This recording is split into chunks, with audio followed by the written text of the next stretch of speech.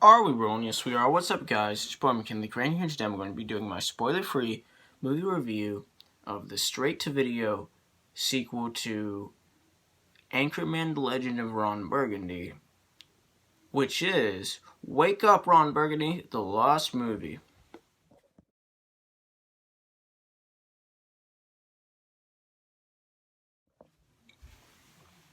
So, most of you probably haven't heard of this movie. That's because it wasn't actually very popular, and it was released straight to DVD. So the thing about this movie is they kind of Lion King 1.5 this movie, if you know what I mean. So what they did was they made like a sequel out of deleted scenes from the original movie and alternate takes from the original movie. And, well, it's actually great. It's not as good as the original, obviously. And before we get into this, I would just like to say that I have seen all three Anchorman films, which are Anchorman: The Legend of Ron Burgundy, Wake Up, Ron Burgundy, The Lost Movie, and Anchorman 2: The Legend Continues. I've seen all of those. And let me just say, this isn't as good as the original, but it is a pretty good movie. So it's not an alternate cut of the original Anchorman movie. It's more like a sequel. It's a sequel, yeah. But a lot of the stuff in here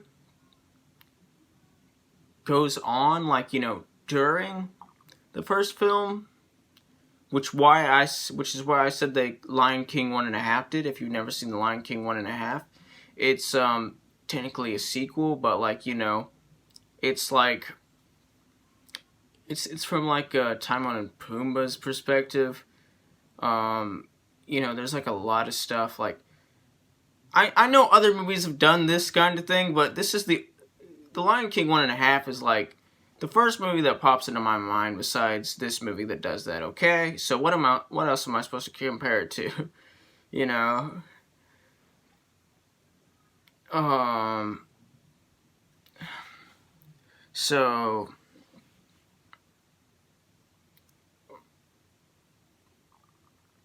So yeah, so a lot of the scenes from this movie take place during the first film, and then I think all of this actually takes place during the first film. And I know this is canon, I guess, but I think that some of it might actually just be Ron Burgundy's imagination, or a dream or something. Or maybe it's set in an alternate reality. I don't know. But it's still good. Still great. So yeah, this one has the original cast. It still has the news team. It still has Will Ferrell as Ron Burgundy, Steve Carell as Brick, David Koechner as Champ, Paul Rudd as Brian Fantana,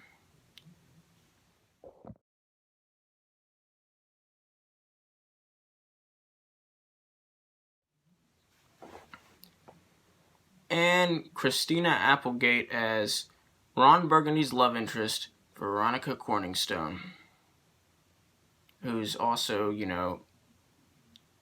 the other, news anchor.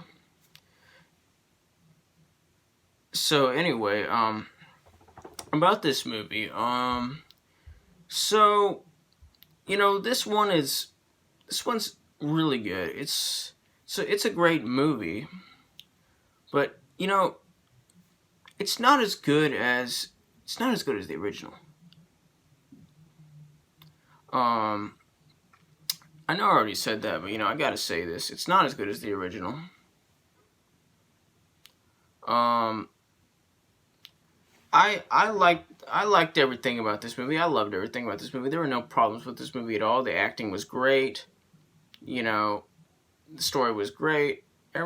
Everything about this movie was great. It just wasn't perfect. Editing's great. Story's great. Humor is great.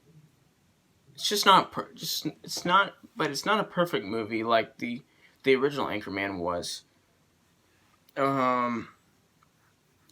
So in this one, the villain is the terrorist group, the Alarm Clock.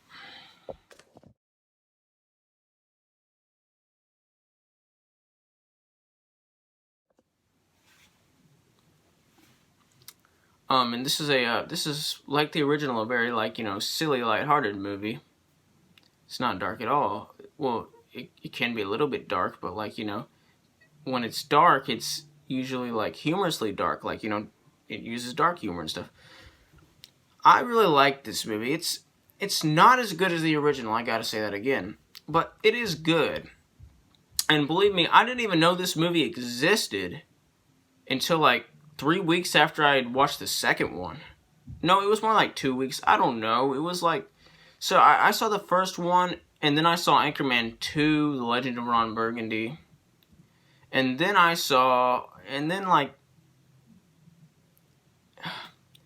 can't even remember how I found out about this movie.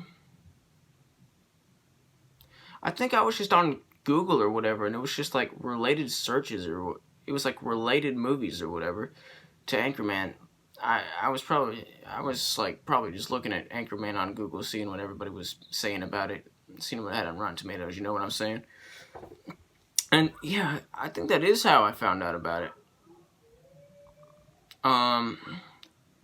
But I watched it, and I loved it, and it was not as good as the original. I know I've said that 5 billion times, but I gotta say it again. But it is still a great movie, and it's still worth a watch, and it's still hilarious, and it's still fun and goofy, and worth a watch, and, it's got some, the whole movie's great, full of great scenes. It's still great, which is why I'm going to give it an 86% out of 100%, which is the equivalent of an A-. Like, subscribe to the notification squad. I will return.